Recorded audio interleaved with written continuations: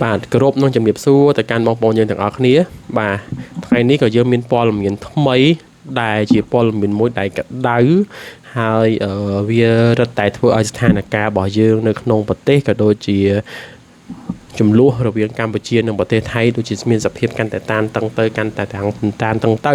អធិស្ឋានអ្នកទាំងអស់គ្នាសាបធានបត់យ៉ាងនេះយើងនឹងនិយាយហ្នឹងវារៀងរសើបខ្លាំងបាទហ្នឹងហើយតែមករសើបបើចង់សោចរសើបដែលយើងគួរតែព្រួយបារម្ភ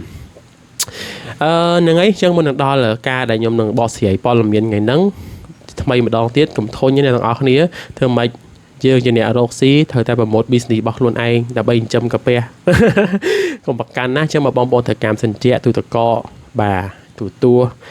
នឹងគ្រឿងអេឡិចត្រូនិកប្រើប្រាស់ក្នុងផ្ទះ complete contact មកកាន់ Long Simple Electronic Shop បានធានាតម្លៃពិសេសជូនអ្នកទាំងអស់គ្នាណាអូខេចូលមកដល់រឿងយើងកិច្ចប្រជុំនៅថ្ងៃទី10ដល់ថ្ងៃទី12យើងមិនដឹងថាថៃនឹងចូលរួមឬក៏អត់ទេព្រោះមែនតើទៅគឺមានការធ្វើនៅលិខិតអញ្ជើញពីសំណាក់កម្ពុជារបស់យើងទៅកាន់ប្រទេសថៃដើម្បីអញ្ជើញកងទ័ពឬក៏មេទ័ពគេនោះចំនួន10នាក់ដើម្បីមកធ្វើការប្រជុំហ្នឹងហើយដូចជាប្រជុំ GBC ហ្នឹងហើយហើយក៏ប្រជុំ RBC ទេខ្ញុំភ្លេចបាត់ហើយចំណុចមួយហ្នឹងប៉ុន្តែអ្វីដែលចំណុចដែលយើងគួរតែលើកមកនិយាយហ្នឹងគឺបានន័យថាប្រទេសថៃហាក់បីដូចជាអត់ចង់ចូលរួមការប្រជុំនឹងទេដែលយើងអត់ដឹងថាតើគេនឹងមានគម្រោងអីទេគម្រោងរបស់គេនោះតើគេចង់បង្កសង្គ្រាមបន្ថែមទៀតឬក៏យ៉ាងណាអញ្ចឹងយើងអត់ទាន់ដឹងទេប៉ុន្តែជាធម្មតាដូចជាពីមុនអីដូចជាយើងព្រមព្រៀងគ្នាចូលប្រជុំអញ្ចឹងអត់ចាំបាច់ចេញជាមួយនឹងលិខិតអញ្ជើញលិខិតអីទេតែលើកនេះគឺក្រសួងការពារជាតិយើងដូចជាបានចេញលិខិតអញ្ជើញទៅកាន់ប្រទេសថៃដើម្បីឲ្យចូលរួមដើម្បីធ្វើការបទូបថយទៅលើស្ថានភាពកម្ពុជាថៃដោយកម្ពុជារបស់យើងនៅតែបន្តការចរចាដោយសន្តិវិធីដើម្បីឲ្យស្ថានភាពនៅតាមព្រំដែនហ្នឹងគឺមានសភាពធូរស្រាលនឹងឲ្យកុំឲ្យវិវត្តកាន់តែពិបាកទៅតើយើងយល់ឃើញថាប្រទេសពេលមានសង្គ្រាមអ្នកពិបាកគឺជាប្រជាជនហ្នឹងហើយប៉ុន្តែប្រទេសថៃនេះខ្ញុំមើលទៅហាក់បីដូចជាមិនខ្វល់ទេបាទមិនខ្វល់ថាពិបាកប្រជាជនឬក៏ពិបាកអីទេអ្វីដែលគេចង់បានហ្នឹងហាក់បីដូចជាស្លឹងតែឃើញទឹកដីកម្ពុជារបស់យើងតែមួយមុខហ្នឹងទេស្អីផ្សេងគេអត់ខ្វល់ទេហ្នឹងហើយយើងមើលទៅបន្ថែមទៅលើហ្នឹងទៀតឮថាអាមេរិកមាន President Donald Trump នឹងហើយគាត់គឺចង់ធ្វើជាភាគីទី3ដើម្បីធ្វើការសម្របសម្រួលទៅនឹងចំនួនរវាងកម្ពុជានិងប្រទេសថៃអ្វីដែលខ្ញុំធ្វើការហួចចិត្តខ្លាំងមែនតើហ្នឹងគឺខាងថៃបែរជាលើកសម្ដីមកថាអញ្ចេះដោយលោកអានុធីនដែលជានាយករដ្ឋមន្ត្រីថ្មីទើបតែកាន់អំណាចហ្នឹងបានលើកឡើងនៅក្នុងការគេហៅថាសារព័ត៌មានខោសតដែលជាសារព័ត៌មាន3មួយនៅក្នុងប្រទេសថៃថាបែបនេះបើសិនជាមានភាគីទី3ណាចង់ចូលរួមមកផ្សះផ្សាក៏ដូចជាចូលរួមមកអន្តរាគមន៍រវាងកម្ពុជានិងថៃហ្នឹងគឺត្រូវតែបញ្ចុះបញ្ចូលឲ្យកម្ពុជានឹងស្របទៅកាន់លក្ខខណ្ឌរបស់ប្រទេសថៃដែលក្នុងហ្នឹងមានដូចជាការដកនៅកងទ័ពការដកនៅអាវុធផ្សេងហើយការដកនៅប្រជាជនដែលគេអះអាងថាបានទន្ទ្រានយកទឹកដីថៃហើយក៏គេបានលើកឡើងដែរថាគេគឺជាជនរងគ្រោះដោយ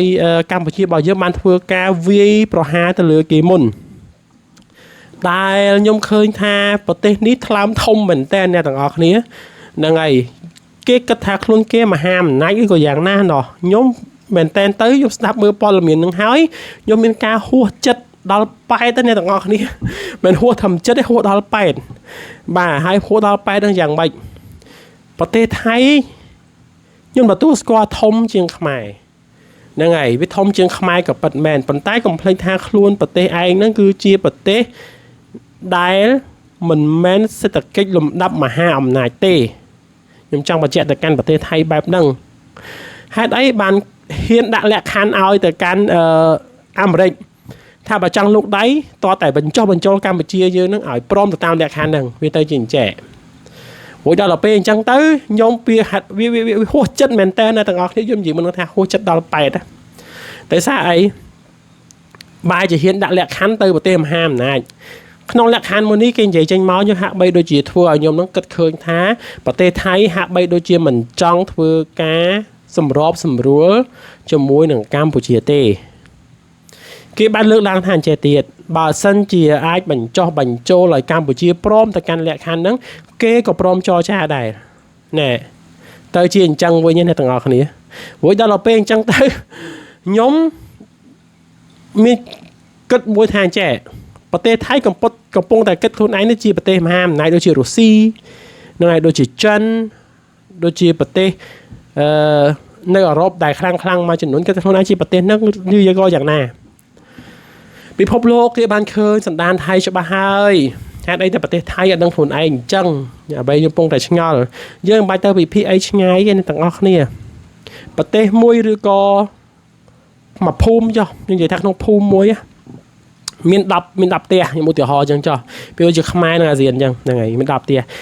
តែប្រទេសមួយហ្នឹងអត់ត្រូវជាមួយនឹងចិត្តខាងទេហ្នឹងហើយដល់ទៅពេលអញ្ចឹងសួរថាតើពិភពលោកឬក៏អ្នកក្រៅក្នុងភូមិហ្នឹងគេមើលតែចិត្តខាងហ្នឹងរបៀបម៉េចផ្ទះមួយហ្នឹងវាប្រៀបដូចគ្នាប្រទេសថៃអញ្ចឹង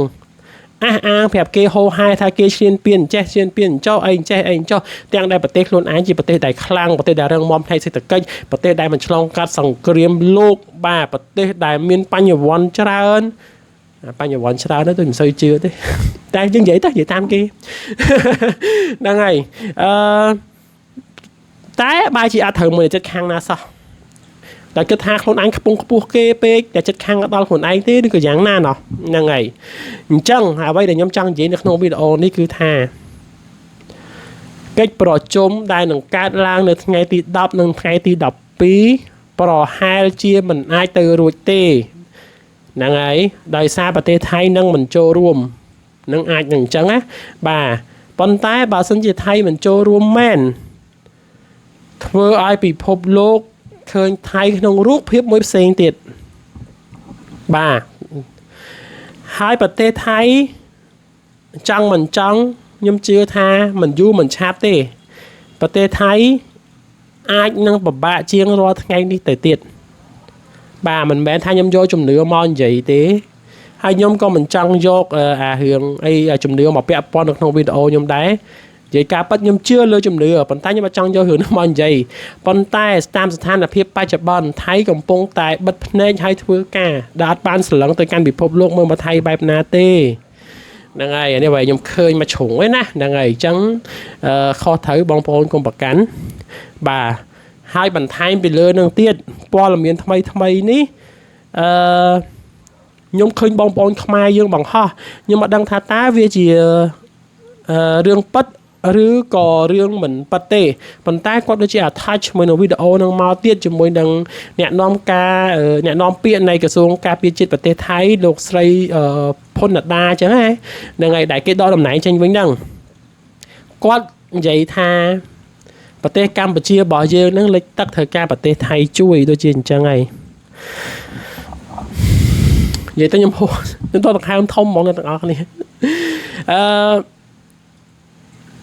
ខ្ញុំចង់សួរទៅកាន់គាត់ថាអញ្ចេះមានអីបញ្ជាក់អត់មានអីបញ្ជាក់ហើយមាន proof អីដែលបញ្ជាក់ថាខ្មែរបច្ចុប្បន្នសុំជំនួយពីថៃតាក់ទងមួយរឿងហ្នឹងអត់